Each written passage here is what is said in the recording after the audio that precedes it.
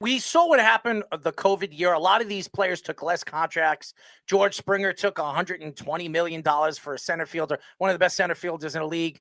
He got less money than Marte did from the New York Mets. You look at DJ LeMahieu, one of the best hitters in baseball. He took an $80 million contract from the Yankees, 6 years, $80 million.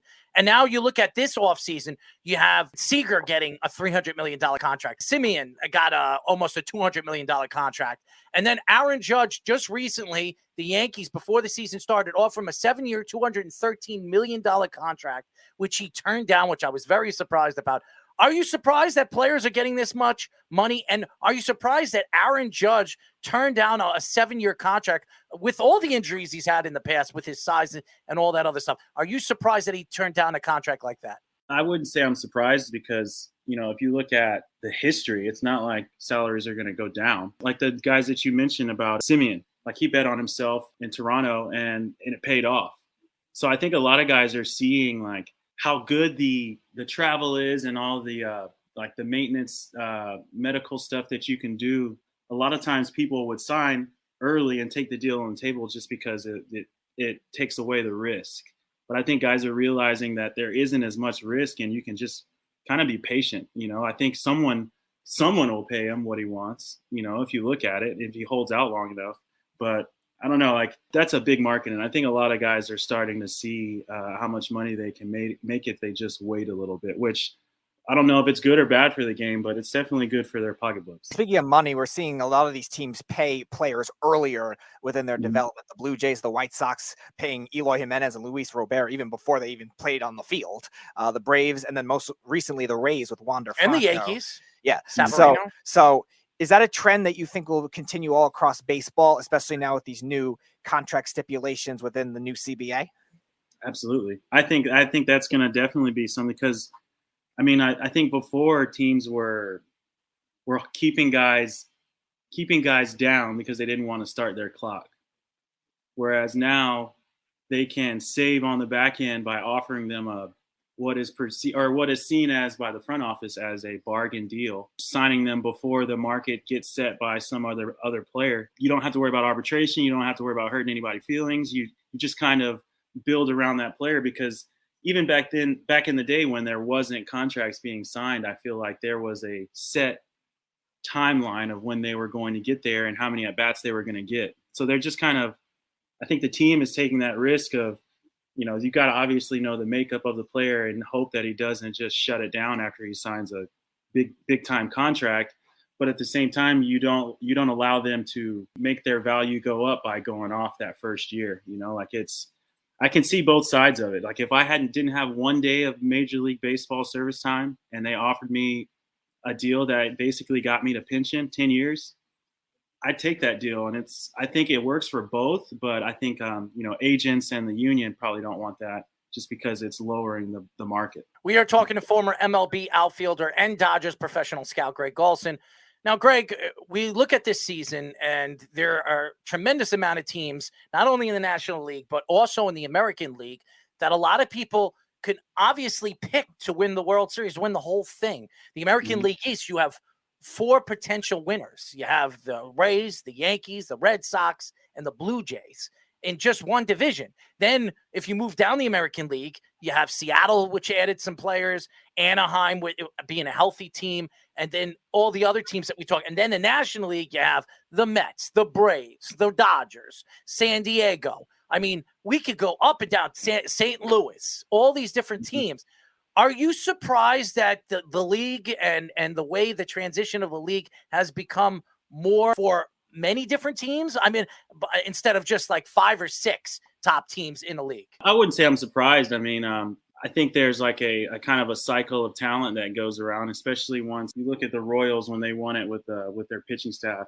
Like everyone kind of copies that and it becomes like the trend in baseball. And then everyone kind of has a formula for success until someone comes around and says, this is how we beat that, And I don't think for a while people aren't going to be able to beat the pitching that's coming up now, like guys are throwing like averaging 98-mile-an-hour fastballs. Like I still to this day don't know how Blake Trinan gets hit.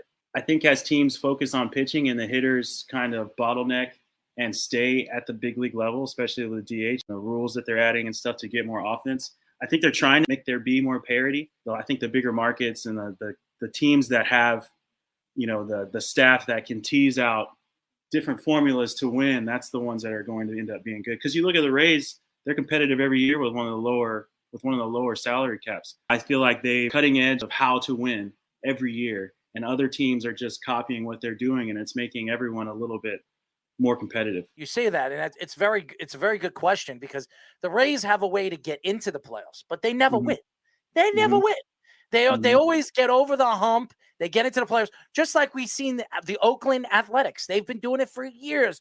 Moneyball, play the Moneyball game. You'll get into the playoffs, but they never get over the hump. They're never the Red Sox, the Yankees, the St. Louis Cardinals, the Dodgers, or any of those top teams that we've seen win year in and year out.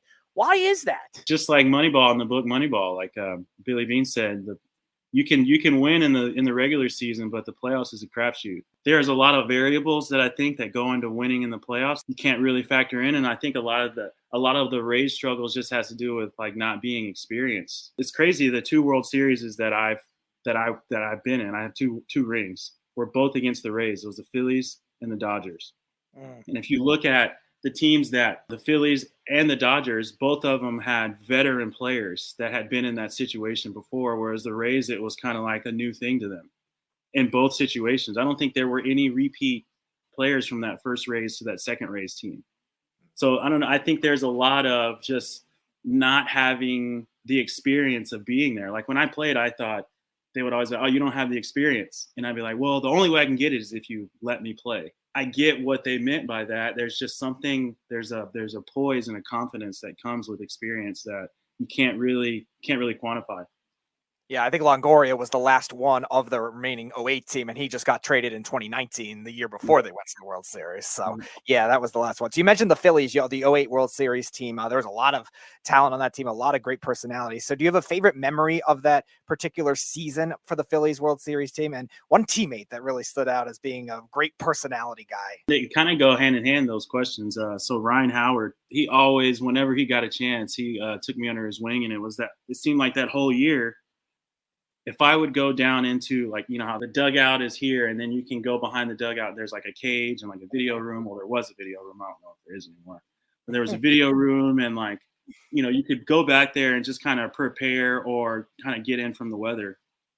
And I started noticing that whenever I would go behind the dugout or go inside, and Howard would be hitting, he would hit a home run. And he hit a lot that year. So guess where I was? A ton.